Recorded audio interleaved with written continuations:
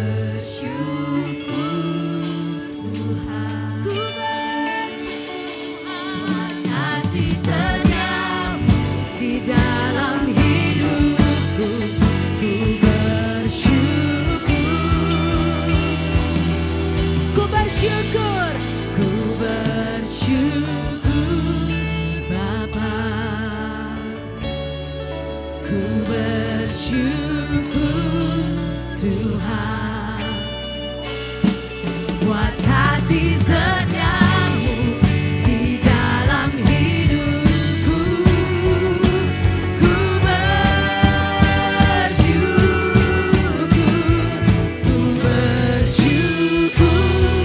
Bapa, ku bersyukur Tuhan buat kasih setiamu di dalam hidupku. Ku bersyukur, ku bersyukur, ku bersyukur Bapa, ku bersyukur Tuhan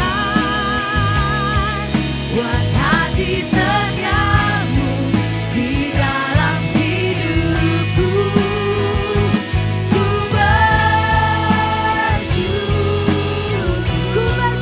Bapa, ku bersyukur,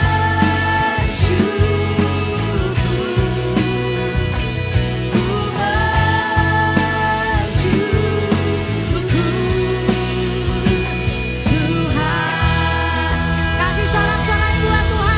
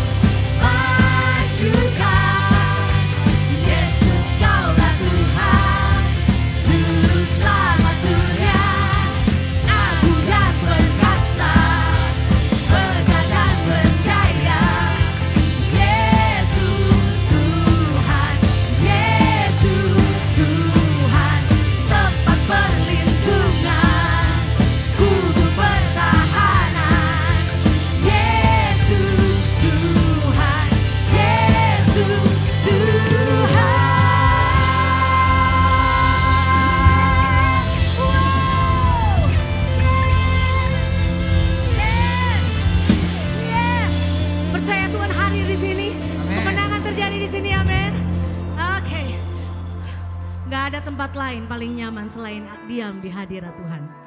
Percayalah, percayalah. Kami aman dalam hadirat-Mu Bapa. Kami mau melekat Tuhan sama Engkau.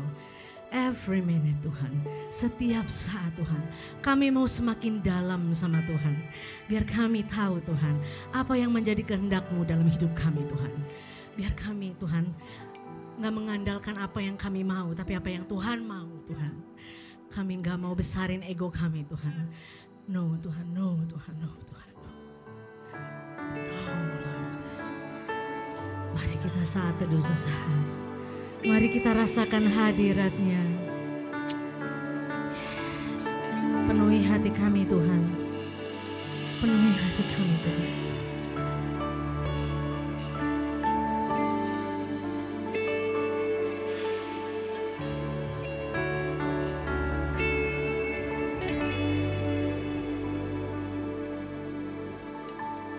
Penuhi hatiku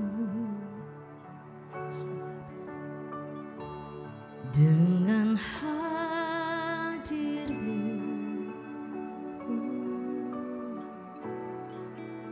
Ku rindu memandang wajah-Mu, oh Tuhan, di dalam kekudusan-Mu. Bawaku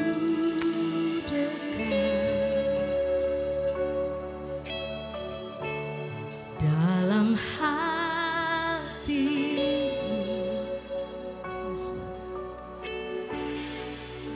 ku rindu mendengar suara-Mu, oh Tuhan, di tempat kudus-Mu sekarang. Mari naikkan suara-Mu.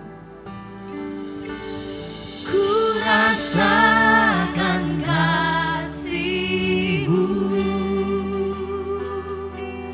dan indahnya kekudusan-Mu, penuhi dengan kasih-Mu,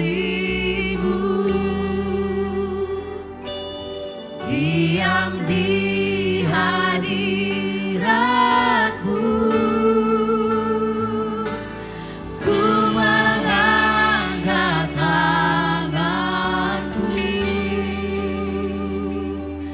dan ku bersyukur menyembah-Mu, penuhi dengan kasih-Mu, diam di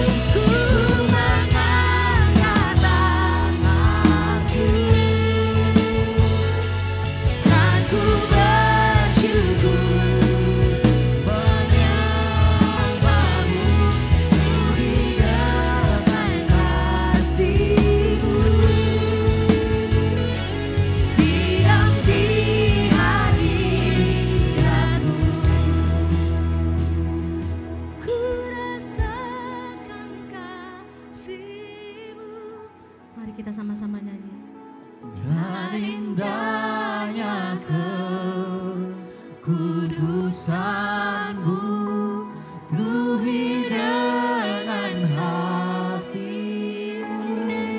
Yes Tuhan. Diam di hadirat-Mu, ku mengangkat tanganku dan ku bersyukur menyembah-Mu, penuhi dengan kasih-Mu. Diam di hadirat-Mu.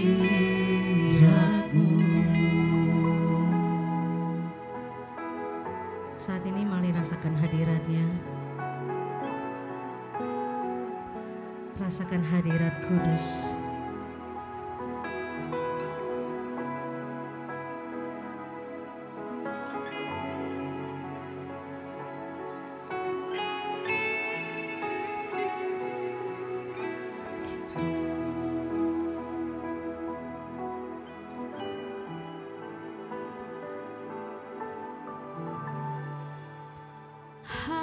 Hadirat-Mu memenuhiku, hadirat kudus-Mu penuhi baitku, dan ku tersungkur menyembah-Mu. Yang ku nampak hanya kemuliaan-Mu. Hadirat-Mu memenuhiku, hadirat kudus-Mu penuhi bait-Mu, dan ku tersungkur menyembah-Mu. Yang ku nampak hanya kemuliaan-Mu. Saat ini ambil waktu untuk saat teduh. Sungguh-sungguh rasakan hadirat-Nya.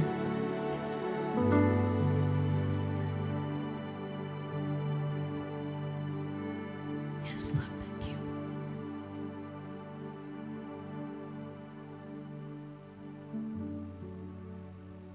Seringkali kita terlalu berisik dengan permintaan-permintaan, kebutuhan-kebutuhan hidup kita.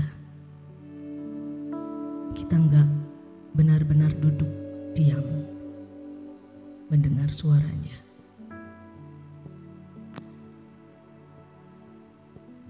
Pagi ini Tuhan, kami mau Engkau hadirat-Mu memenuhi Tuhan.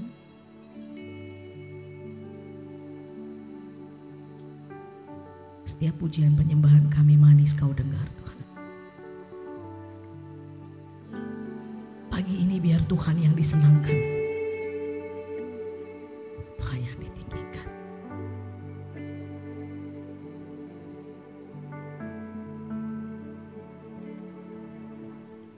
Berbicara buat setiap kami pagi hari ini.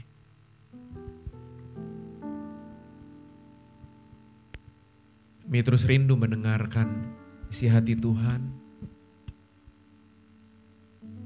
Kami rindu mendengarkan tuntunan-Mu dalam kehidupan kami. Kami bukan cuma salah jalan, tapi bahkan kami gak tahu jalan. Kemana kami melangkah?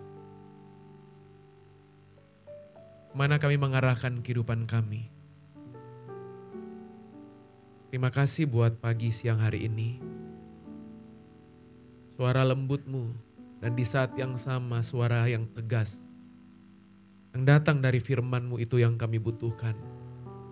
Memandu kehidupan kami, menuntun kehidupan kami di hari-hari ke depan dalam kehidupan kami. Terima kasih pagi hari ini Yesus Kristus Anak Domba Allah dimuliakan.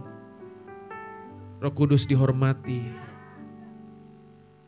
Dan pagi hari ini berbicara buat setiap kami umat-Mu. Kami percaya Tuhan sayang kami. Makasih bicara buat kami. Hanya di dalam nama Yesus. Sudah berdoa kami mengucap syukur bersama berkata amin, amin, amin. Wow.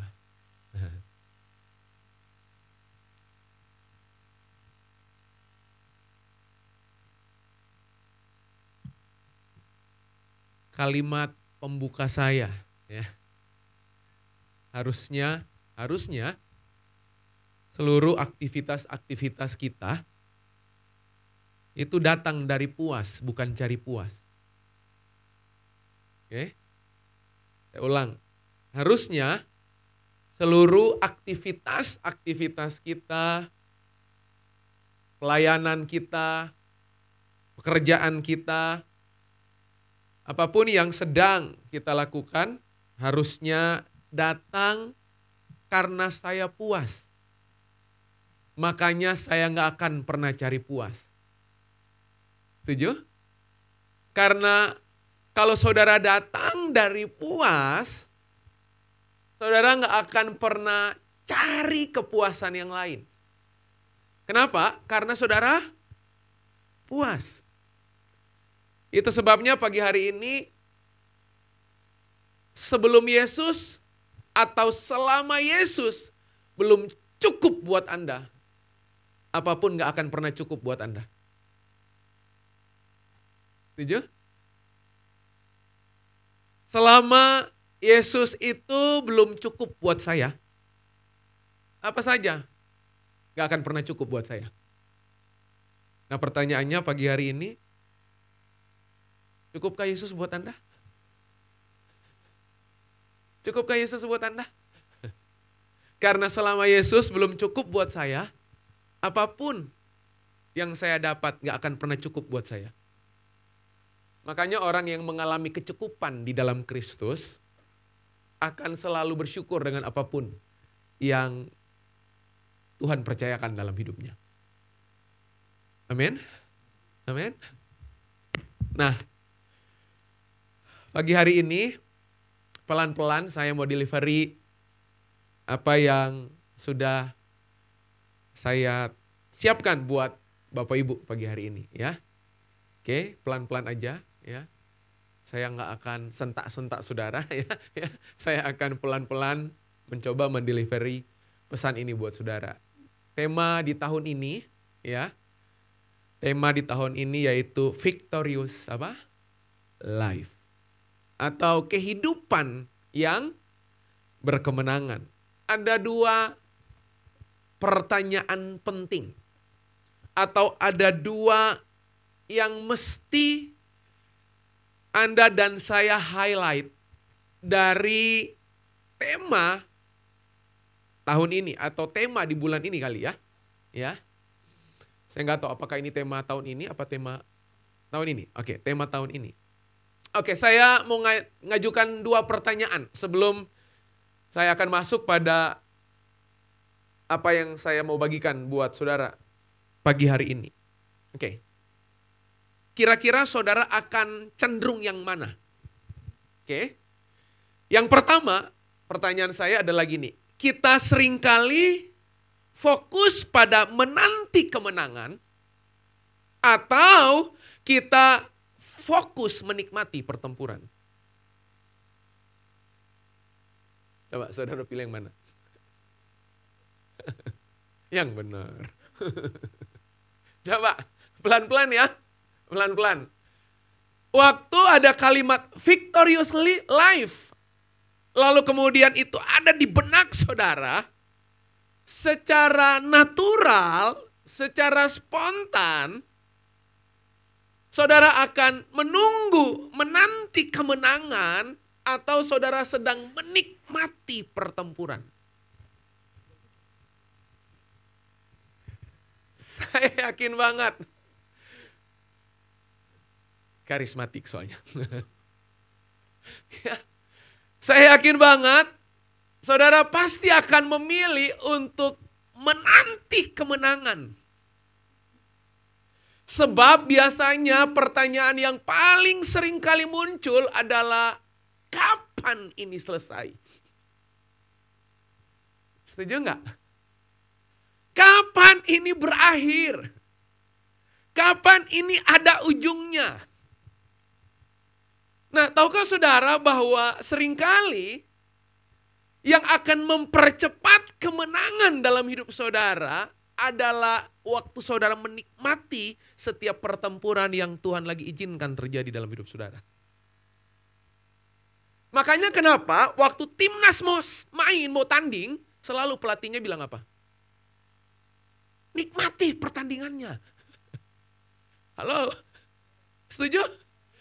Si pelatihnya, si coachnya itu akan selalu berkata gini, enjoy, nikmati pertandingannya, enjoy aja. Tapi coba kalau saudara buru-buru menang, saudara pasti buru-buru kalah. Setuju? Terlalu sibuk kejar kemenangan, sampai kemudian saudara kalah sekalah-kalahnya. Nah, pagi hari ini hal yang pertama sebelum saya masuk pada poin-poin penting, saya mau ingatkan dulu buat saudara bahwa seringkali kemenangan itu udah pasti milik kita. Yang setuju katakan amin. Amin. Kan ada lagunya. Jika Allah di pihak, nah sebelum Anda pastikan kemenangan, pastikan dulu Tuhan di pihak saudara enggak? Nah, karena kita seringkali nyanyi, jika Allah di pihak kita, siapa dapat melawan? Nah pertanyaannya, kita itu di pihak Tuhan apa enggak? Karena kalau kita pastikan kita di pihak Tuhan, saudara pasti terima kemenangan. Itu pasti.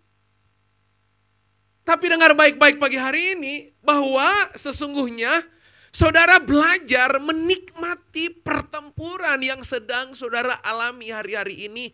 Kalau pertempuran itu yang diizinkan segaris dengan kehendaknya. Oke? Jelas? Nikmati aja. Nikmati. Kalau itu kaitannya dengan kehendak Tuhan dalam kehidupan saudara, saudara belajar menikmati pertempurannya. Nah persoalannya gini, gimana mau menang kalau nggak pernah bertempur?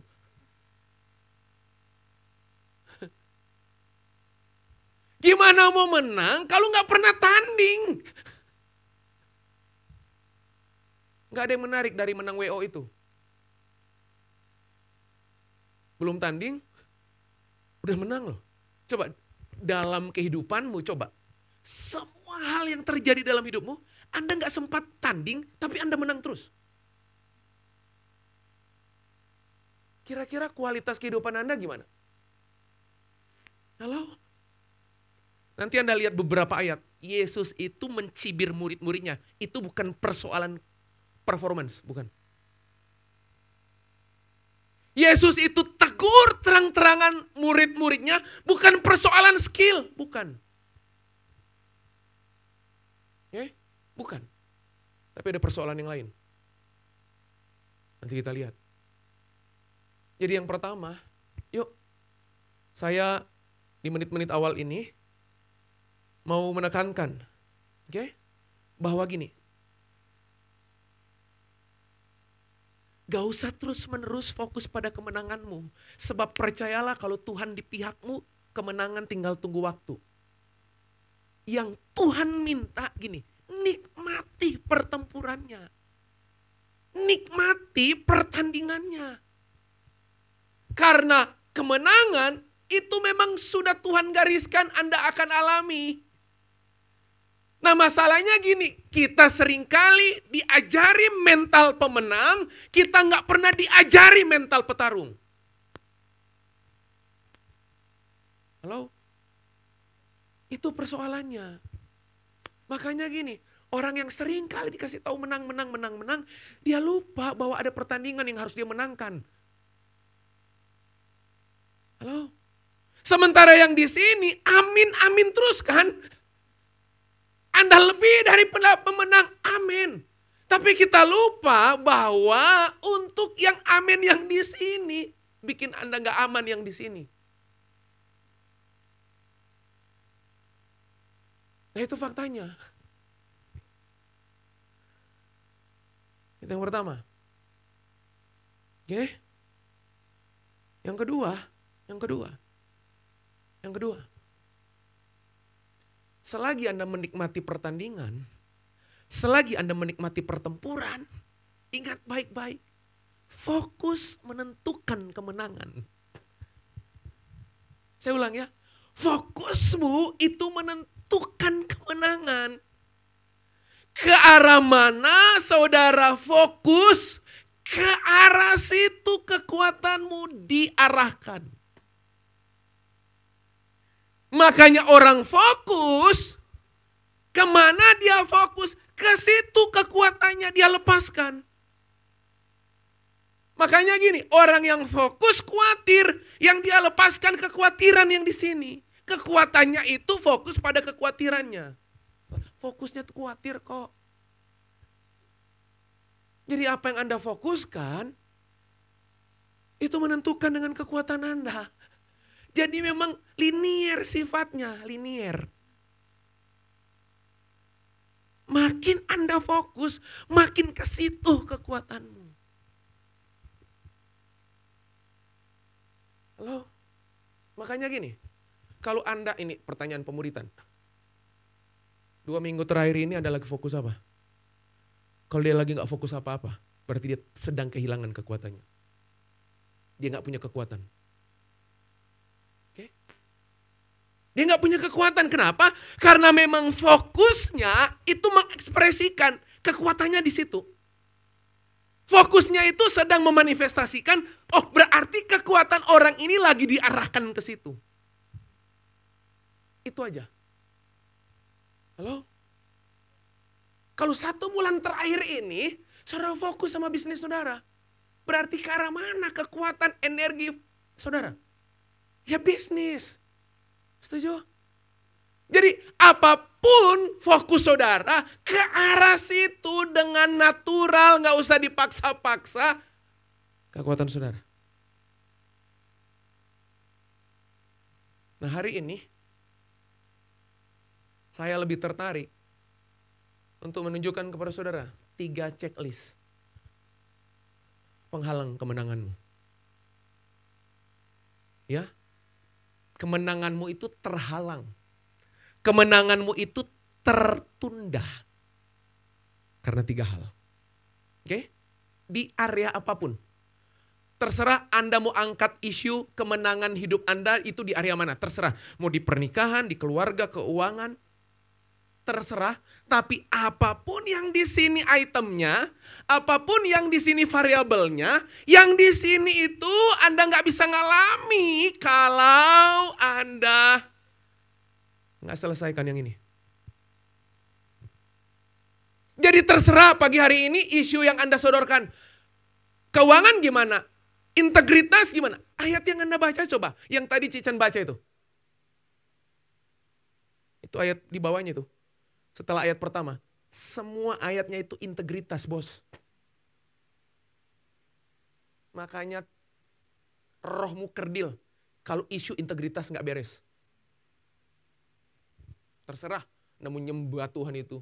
Ku angkat tanganku, terserah. Mau angkat kemana, terserah. Kering. Makanya lihat, kan ada kalimat yang selalu bilang. Ya, kalau belajar 7 prinsip dasar, itu selalu ada statement. Saya kutip statementnya Kowing. Kowing selalu bilang ini, Jeff ingat baik-baik.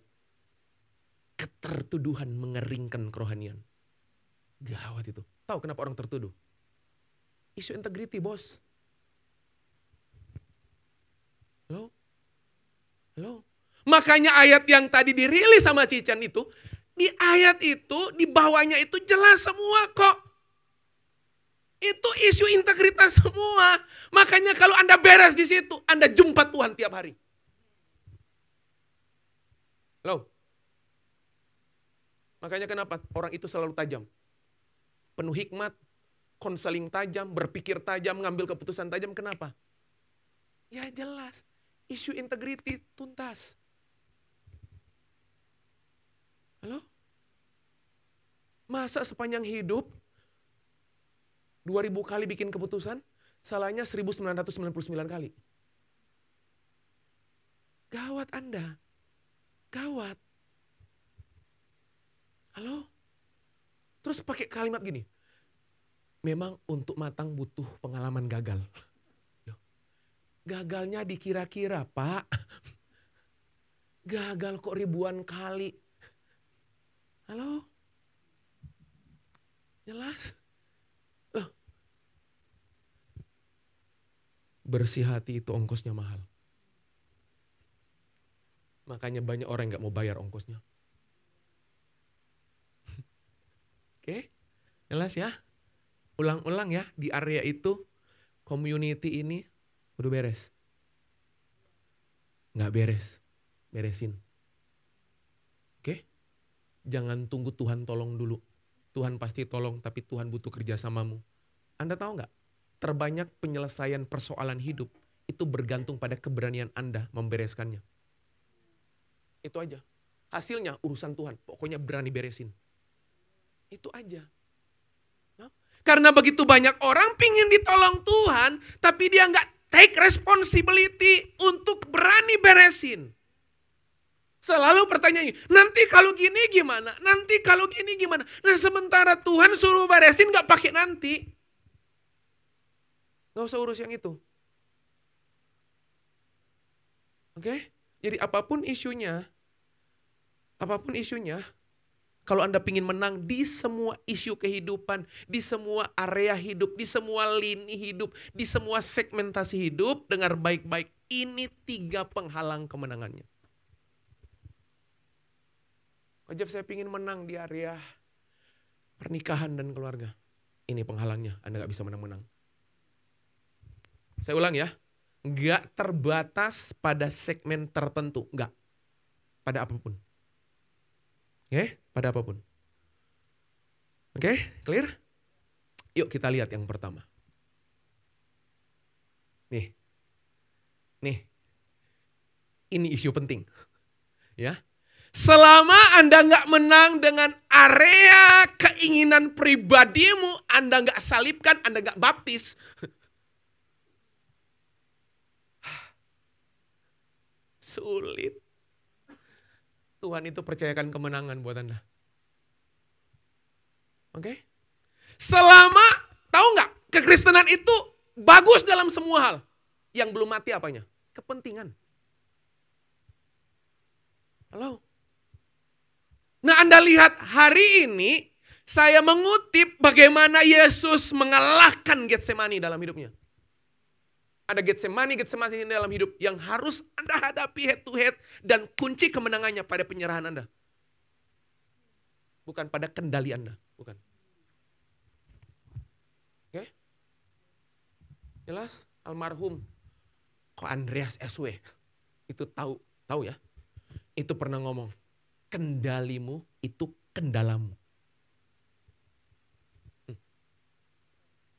Halo? Tuh, lihat.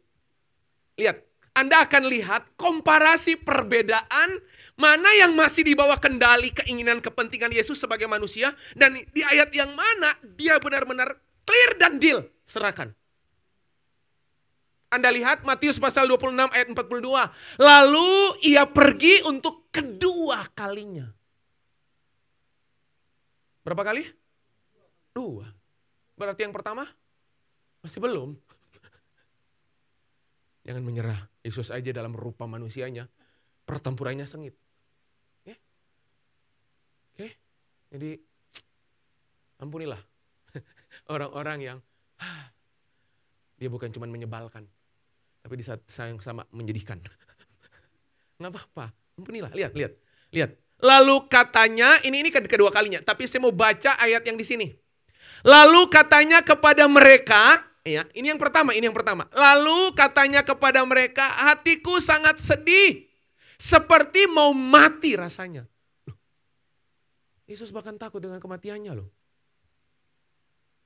Halo? Emang gitu? Orang itu kalau disuruh mati keinginannya, selalu takut. Karena dia khawatir Tuhan gak siapkan. Karena dia khawatir Tuhan gak sediakan. Lihat. Hatiku sangat sedih seperti mau mati rasanya. Tinggallah di sini dan berjaga-jagalah dengan aku. Minta ditemani dia. Makanya jangan jauh-jauh dari komunitas ya. Ya, tahu. Begitu Anda itu independen, sudah pasti Anda itu punya roh Lucifer. Ya, udah pasti. Udah pasti. Ya.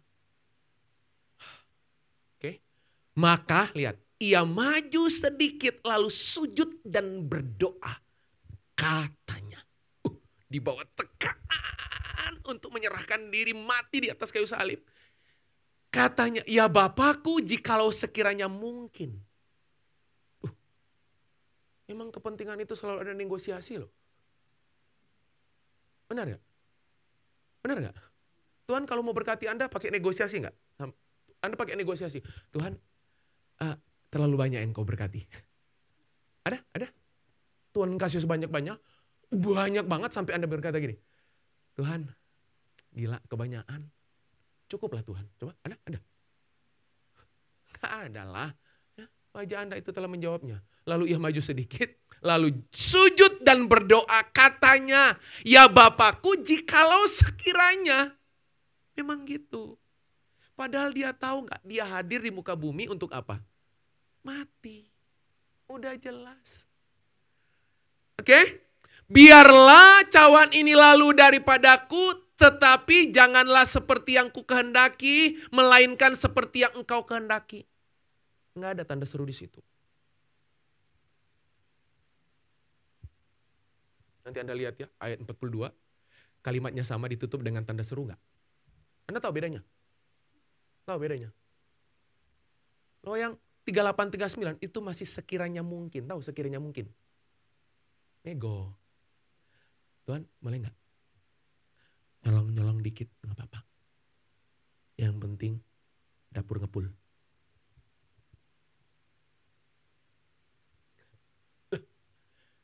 Janganlah seperti yang ku kehendaki. Bagus banget nggak doanya? Bagus. Tapi jadi nggak bagus karena ada sekiranya. Halo? Melainkan seperti yang engkau kehendaki. Nanti baca sendiri 40, 41. Nanti akan muncul itu. Ayat 42.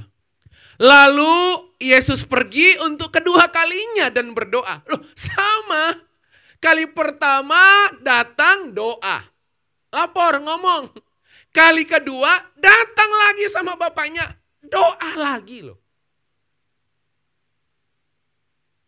Tapi doanya sama. Sikap hatinya yang beda. Makanya gini, banyak orang berdoa di ruangan yang sama. Tapi gak menjamin sikap hatinya sama.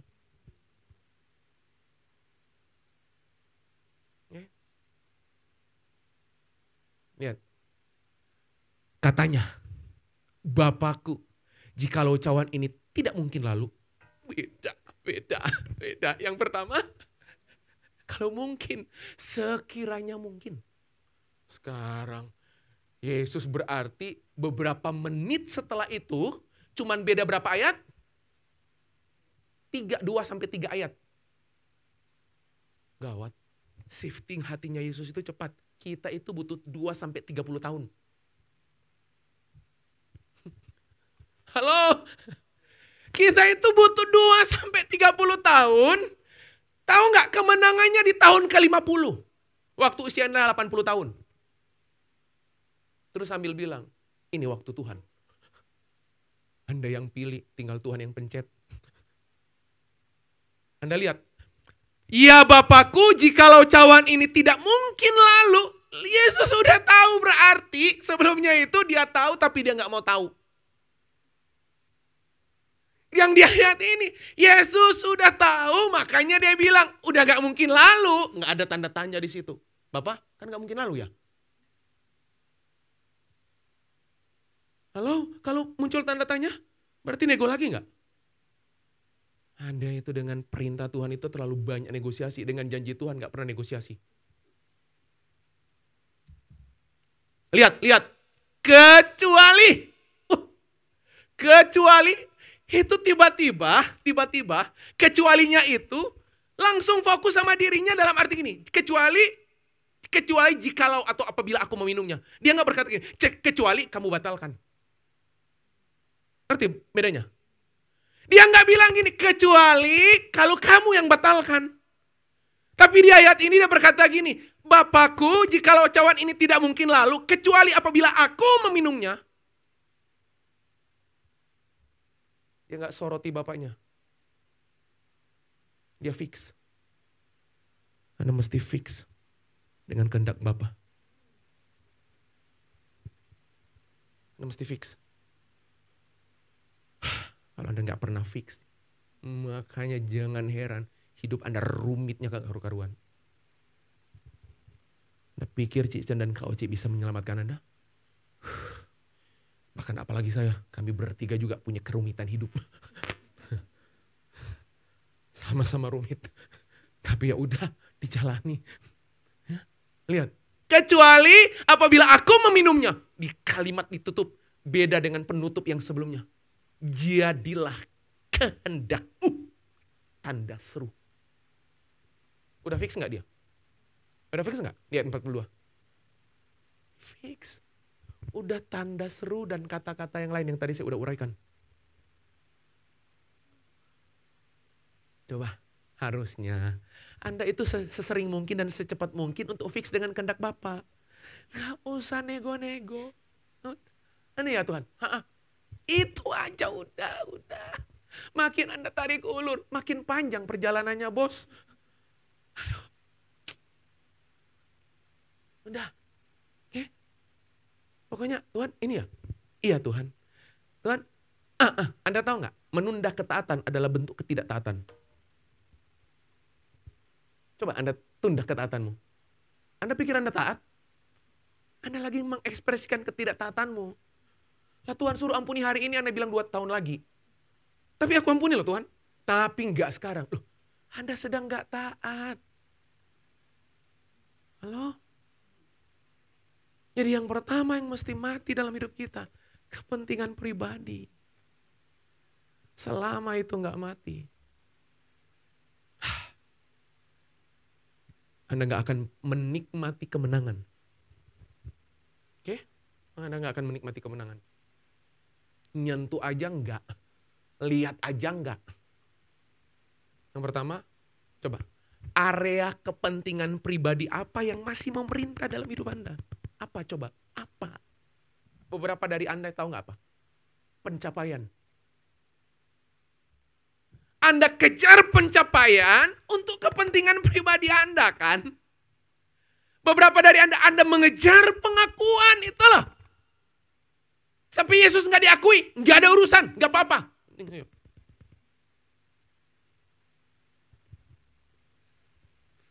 Pencapaianmu hati-hati. Pengejaran pengakuanmu hati-hati. Oke? Hati-hati. Hati-hati banget itu. Oke? Karena selalu itu menghadirkan berhala-berhala baru dalam hidup Anda. Berhala baru. Pencapaianmu dan pengakuan. Pengakuan, pencapaian. Anda diakui kan Anda mencapai kan? Anda mencapai makanya Anda diakui kan? Itu 2 sisi mata uang. Yang waktu dimakan itu renyah banget. Nagih. Nyandu. Bukankah manusia mencari itu kan? Bunuh itu sesering mungkin, secepat mungkin, cabut sampai akar-akarnya. Cabut. Dengan kasih ruang. Oke? Jelas? Oke ya, itu yang pertama. Yang kedua. Nah, ini. Sebelum masuk yang kedua, jalan keluarnya gimana? Jalan keluarnya apa? Yesus berdoa enggak? Berdoa ya. Yang pertama dia berdoa. Tapi doa nego. Yang kedua doa nyerah. Jadi kunci Anda menang di area kepentingan pribadi, doa. Karena doa itu kita sedang selaraskan apa yang jadi kehendak Tuhan atas hidup kita. Makanya lihat ayat 39 ke ayat 42 dipisahkan 40-41. Anda tahu nggak apa aktivitas 40-41-nya? Kan beda 3 ayat kan? Berarti Anda mesti lihat aktivitas Yesus dari 39 pindah ke 42, 40-41 itu apa? Sampai kemudian terjadi perubahan sikap hati. Gila waktu saya renungkan saat teduh ayat ini. Semoga Anda masih saat teduh. Setelah itu ia kembali kepada murid-muridnya. Itu dan mendapati mereka sedang bubuk malam. Dan ia berkata kepada Petrus, tidakkah kamu sanggup berjaga-jaga 1 jam dengan aku? Berjaga-jagalah dan berdoalah. Supaya kamu jangan jatuh ke dalam pencobaan. Roh memang penurut, tetapi daging lemah. Berarti aktivitas Yesus, yang Yesus putuskan, yang membuat terjadi perubahan hanya beda 3 ayat, 39 ke 42, yang bikin 42 dia beres, yang bikin 42 dia selesai adalah doa Anda. Aktivitas berdoamu itu penting.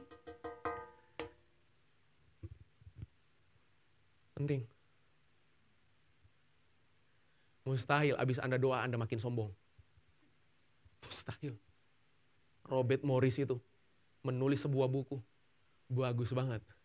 Dia berkata gini, setiap hari saya masuk ke ruang doa. Dan waktu saya berdoa, sulit bagi saya keluar dari ruangan doa dalam kondisi hati saya sombong. Berarti kalau Anda bilang berdoa tapi masih sombong, berarti Anda salah ketemu orang yang Anda doakan. Anda salah ketemu orang yang Anda lagi sedang intimasi dengan orang itu. Karena pribadi itu menyerang roh kesombongan, bukan? Tuh, lihat. Jadi jalan keluarnya untuk menang dari area kepentingan pribadi apa? Berdoa. Karena gini, waktu saya berdoa, saya sedang menyelaraskan, meluruskan kepentingan Tuhan jadi kepentingan saya. Halo? Yang kedua. Lihat. Oke, area kepentingan pribadi beres. Ada penghalang kedua loh, ternyata. Apa penghalang kedua yang menyebabkan kita nggak ngalami kemenangan? Anda lihat Matius pasal 17, 16 sampai 17, aku sudah membawanya kepada murid-muridmu. Ini orang yang lagi butuh disembuhkan.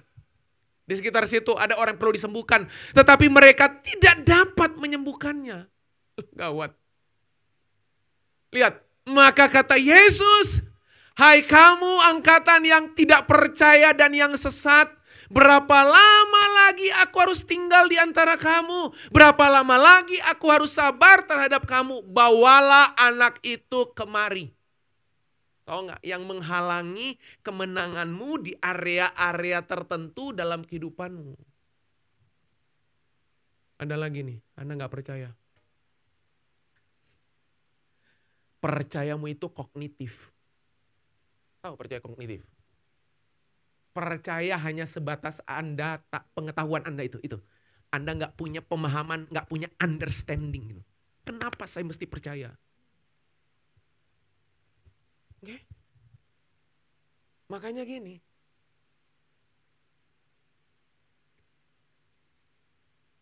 Waktu Anda membaca ayat ini, gini loh.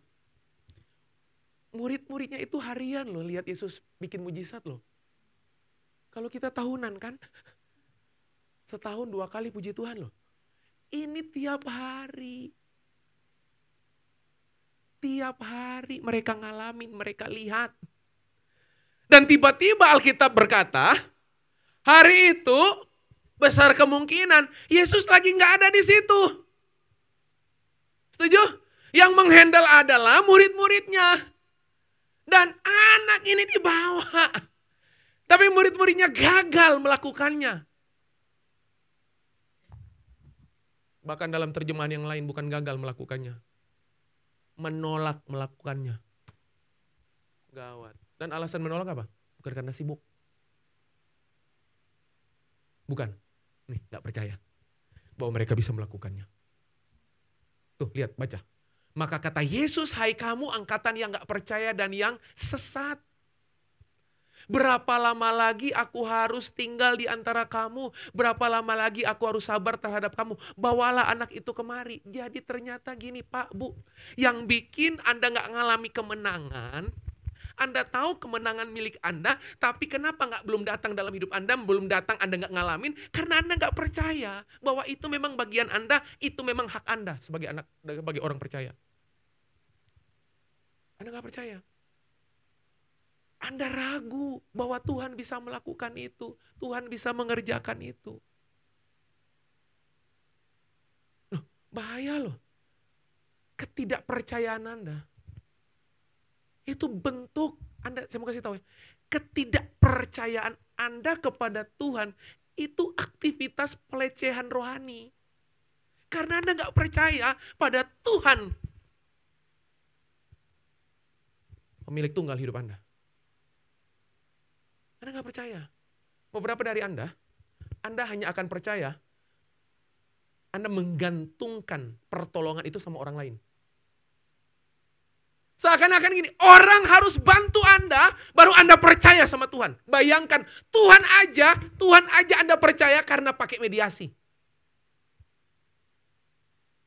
Anda baru percaya Tuhan bekerja, kalau orang itu langsung tolong Anda dan Anda selalu berpikir, itu orang yang Tuhan kirim. Yang salah itu gini. Anda hanya berpikir Tuhan tolong Anda. Kalau ada orang yang datang untuk tolong Anda. Padahal cara Tuhan tolong Anda datang sama Tuhan. Bukan Tuhan datang sama Anda. Gawat. Gawat itu. Gawat itu. Banyak orang Kristen itu. Rohaninya bodoh banget. Bodoh banget. Ya, bodoh. Kelihatannya tok pintar. Padahal miskin pemahaman. Jadi bukan gini, kita yang datang sama Tuhan. Bukan suruh Tuhan datang sama kita lewat kita doa, Tuhan perintahkan orang itu datang tolong saya. Loh. Itu kayak sebuah kejadian yang terjadi di kolam Bethesda. Ingat? Loh, semua orang yang sakit lumpuh, sakit buta, dan timpang, mereka datang ke kolam itu karena berharap apa? Kolam itu viral oleh netizen plus 62. Bahwa di kolam itu terjadi kesembuhan kan? Mereka berbondong-bondong ke situ enggak? Ke situ semua loh. Dan yang lucunya, Yesus juga ke situ, tapi mereka enggak tahu Yesus ada di situ. Dari mana? Karena waktu Yesus tolong orang itu jadi sembuh. Anda tahu ceritanya kan? Orang itu nggak tahu siapa Yesus itu. Dan Anda tahu nggak cara Yesus sembuhkan orang lumpuh itu? Tahu nggak? Hah? Halo? Tahu? Di mana? Di kolam? Enggak. Langsung datang sama Yesus. Kenapa Anda kecanduan fasilitator? Gawat. Loh. Saya tahu itu. Itu persoalan karena disiplin rohanimu tekor. Makanya Anda selalu cari orang untuk tolong Anda. Udah gak usah banyak cakap, kata orang Malaysia. Itu jelas itu. Gak apa-apa, orang lain gak tolong saya. Yang saya mesti selalu pastikan, Roh Kudus dan Yesus Kristus tolong saya. Itu yang menyebabkan ini, saya gak perlu kecewa dengan orang lain. Dia tolong saya, puji Tuhan, enggak tolong, haleluya. Karena sumber pertolongan saya satu-satunya dan gak ada yang nama lain. Yesus Kristus namanya. Itu aja. Halo? Apa solusi ketidakpercayaanmu? Klik. Iman. Halo? Iman. Anda lihat, kenapa mesti iman? Iman itu gini, iman itu bukan percaya kepada apa yang Anda imani. Bukan. Bukan. Iman itu percaya kepada siapa dulu, baru kepada apa. Jangan dibalik. Lihat ayat, bisa bantu geser dulu yang tadi ayat sebelumnya. Lihat, Matius 17, 16-17 ya. Sekarang geser lagi. Di pasal yang sama, 19-20. Itu jalan keluarnya. Saya nggak asal nyopot ayat. Ada semua itu. Lihat, ayat 19-20. Kemudian, murid-murid Yesus datang. Datang, puji Tuhan. Mereka datang. Datang. Datang. Dan ketika mereka sendirian dengan dia. Karena takut kalau tanya di depan banyak orang, tambah malu. Lagi sendirian dengan dia, bertanyalah mereka. Mengapa kami tidak dapat mengusir setan itu? Ia berkata kepada mereka, karena kamu kurang percaya. Yesus nggak bilang karena kamu tidak percaya. Yesus bilang apa?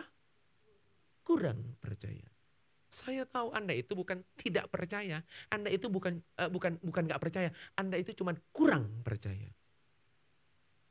Tahu bedanya? Tahu? Tahu bedanya? Kalau tidak, berarti Anda belum ngalamin Tuhan dalam hidup Anda. Makanya Yesus bilang, bukan kamu tidak percaya, bukan, kamu cuma kurang. Karena mereka lihat harian.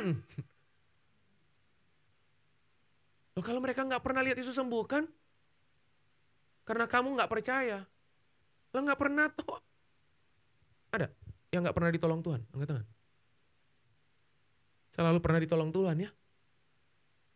Jadi persoalannya gini, bukan saya nggak percaya. Anda cuma kurang percaya aja. Nah, untuk menambah, yang kurang itu jadi lengkap. Oke? Yang kurang itu jadi lengkap, yang kurang itu ditambah. Yesus berkata karena kamu kurang percaya, dia kasih solusi, dia kasih persoalannya, dia jawab akarnya, dia kasih tahu solusinya. Sebab aku berkata kepadamu yang kurang percaya, saya tambahkan. Sesungguhnya sekiranya kamu mempunyai iman sebesar biji sesawi saja, kamu dapat berkata kepada gunung ini, pindah dari tempat ini ke sana, maka gunung ini akan pindah dan tak akan ada yang mustahil bagimu. Bayangkan, hanya untuk menambah kurang jadi lengkap, hanya membutuhkan iman. Bahkan Alkitab bilang, hanya sebesar biji sesawi. Halo? Berarti solusinya apa? Iman. Pertanyaannya, kenapa Anda orang beriman gak punya iman? Kenapa Anda orang beriman gak cukup punya iman? Lagi-lagi Alkitab bilang iman timbul dari apa? Pendengaran akan firman. Nah, yang Anda dengar firman itu banyaknya YouTube masalahnya. Bukan Alkitab yang Anda baca tiap hari. Gawat kita ini. Ya tiap pagi tuh, Pastor, saya itu dengerin firman tiap pagi. Dari terbit matahari sampai tenggelam dan terbit lagi. YouTube saya itu unlimited, premium. Nggak ada iklan. Tiket.com, itu nggak ada. Kemarin saya disinggung soalnya. Bukan premium ya. Itu pencet itu. Dari seluruh khotbah dia dengerin. Loh, apakah salah Anda mendengarkan? Enggak salah. Tapi kalau rujukan Anda merenungkan firman semata-mata itu. Ada yang salah loh. Dari rohmu. Gawat loh.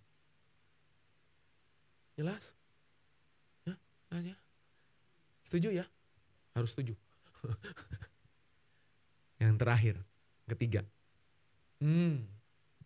Nih, Apa yang jadi penghalang, Anda nggak pernah mengalami kemenangan.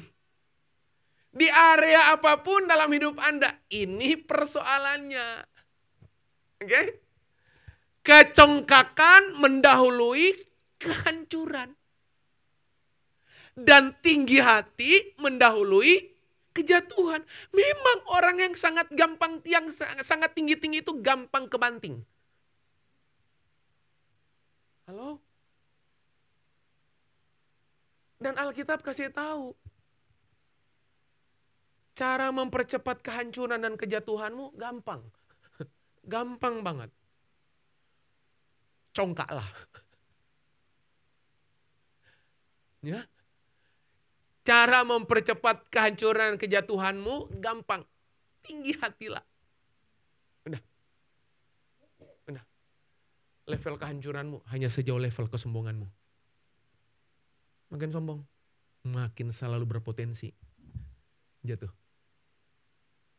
Makanya lihat, orang yang selalu dipayungi kasih karunia, itu selalu saya temukan. Itu gak ada matinya, karena dia rendah hati. Gak ada matinya. Oke? Gak ada matinya. Makanya lihat, orang yang sombong, bisnisnya cepat mati. Oke? Orang yang sombong, pelayanannya cepat bubar. Oke? Orang yang sombong, coming soon. Kehancuran Alkitab bilang, dan kejatuhan. Halo? Jelas? Jadi yang ketiga, hati-hati. Kesombonganmu hati-hati. Hati-hati. Ya. Itu dosa seluruh sinode. Nggak peduli gerejanya apa, sinode apapun. Ya, mau miskin, mau kaya, sombong itu natur. Natur. Tahu solusinya apa? Ada ayatnya. Ada. Coba. Solusinya apa? Kebergantungan. Oke? Lihat. Amsal pasal 3 ayat 5 sampai 6. Percayalah apa? Kepada Tuhan. Dengan segenap hatimu dan janganlah bersandar kepada pengertianmu sendiri. Jangan. Lihat. Akuilah dia dalam segala lakumu. Maka ia akan meluruskan jalanmu. Saya mau kasih tahu. Karena Tuhan mengasihi saudara, saya mengasihi saudara. Dengar baik-baik.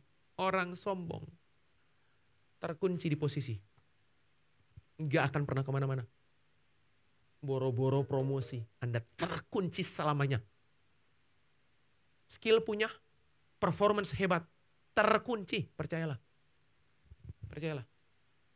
Gak percaya? Coba aja, naikkan level kesombonganmu. Itu tiba-tiba ya, Tuhan kunci Anda pada posisi. Anda gak bisa kemana-mana dan Anda gak tahu mau kemana.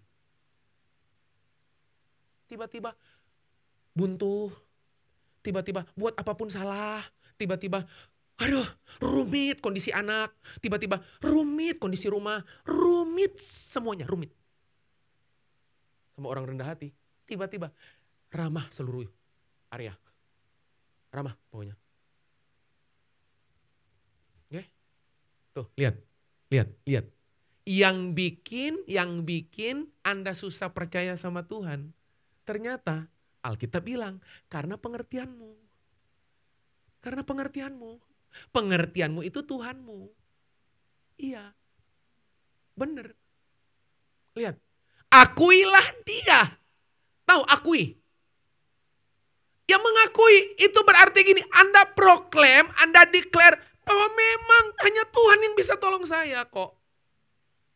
Akuilah dia dalam segala lakumu. Maka kamu akan laku. Enggak. Maka tuh tiba-tiba jalan Anda lurus loh. Bahkan gini, ketertarikan untuk menyimpang udah gak ada. Tiba-tiba gak boleh. Nggak boleh. Oke? Jelas? Anda tahu nggak? Saya tulis sebagai kalimat penutup, pemain musik bisa kembali. Oke? Anda tahu nggak? Saya mau tutup dengan kalimat ini. Oke? Kesombongan bukan hanya menghalangi penggenapan janji. Bukan. Ulang ya. Kesombongan bukan hanya menghalangi penggenapan janji Tuhan. Bukan hanya menghalangi penggenapan janji Tuhan dalam hidupmu. Oke? Tapi mempercepat kita kehilangan apa yang di tangan kita. Saya ulang ya, saya ulang. Kesombongan bukan hanya menghalangi penggenapan janji Tuhan dalam hidup saya. Karena ada beberapa orang sombong. Merasa apa yang dia dapat, itu buktinya Tuhan berkati. Pernah gak ketemu kayak gitu? Orang sombong diberkati? Pernah. Oke? Tapi tahu gak? Bukan cuman hanya menghalangi. Kesombongan itu bukan hanya menghalangi penggenapan janji Tuhan dalam hidup saya. Tapi di saat yang sama sebenarnya kalau Anda terima itu, kesombongan itu mempercepat Anda kehilangan apa yang di tangan Anda. Tiba-tiba gak bisa lama-lama. Bahkan sebelum Anda nikmati, Anda udah kehilangannya. Baru sesaat hilang. Oke? Kebayang gak model hidup kayak gitu? Saya titip pesan UCC. Yuk, 3 checklist ini. Oke? Jadi perenungan Anda. Area kepentingan pribadi. Oke? Ada gak? Loh, Yesus aja menyerahkan kok. Oke? Apalagi? Bukan cuman sekedar area kepentingan pribadi. Solusinya apa? Doa. Sebab doa selaraskan kehendak Tuhan dengan kehendak Anda. Tapi yang kedua, area ketidakpercayaan. Solusinya apa? Imanmu. Imanmu. Buat yang kurang percaya, bukan yang gak percaya. Kurang percaya. Dan solusi kurang percayamu adalah iman sebesar biji sesawi saja. Yang ketiga apa? Area kesombongan. Oke? Area kesombongan. Solusinya apa? Bergantung. Dikit-dikit bergantung. Dikit-dikit bergantung. Dikit-dikit bergantung. Oke? Dan tahu gak? Tuhan itu menikmati banget kebergantungan Anda sama Dia. Orang kalau bergantung sama Anda, capek gak? Malas ya? Tapi Tuhanmu, Dia menikmati sekali kebergantunganmu kepadanya. Dia nikmati banget. Amin. Tahu gak cara terbaik supaya Tuhan menikmati Anda? Bergantunglah sama Dia. Dia segera dan sekuat-kuatnya Dia akan puas dengan Anda. Dia nikmati Anda karena Anda bergantung sama Dia. Itu. Oke. Yuk. Kita bangkit berdiri pagi hari ini.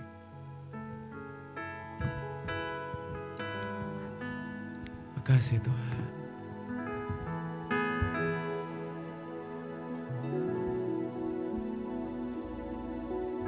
Mari buka kedua tanganmu.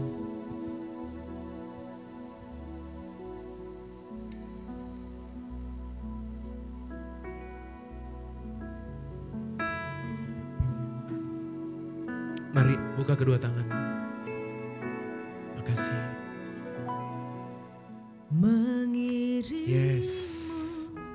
Seumur hidupku masuk dalam rencanamu Bapa, pikiranku, kehendakku, ku serahkan padamu, harapanku hanya di dalammu, ku kan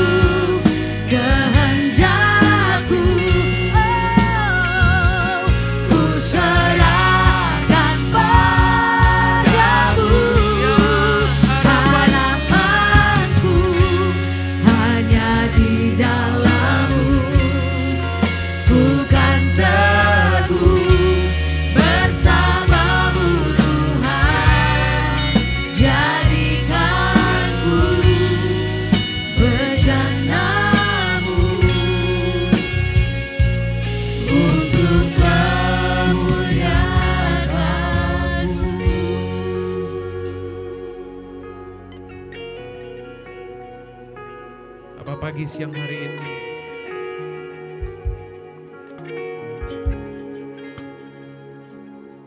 Biar ada hati yang berbalik kepada Tuhan.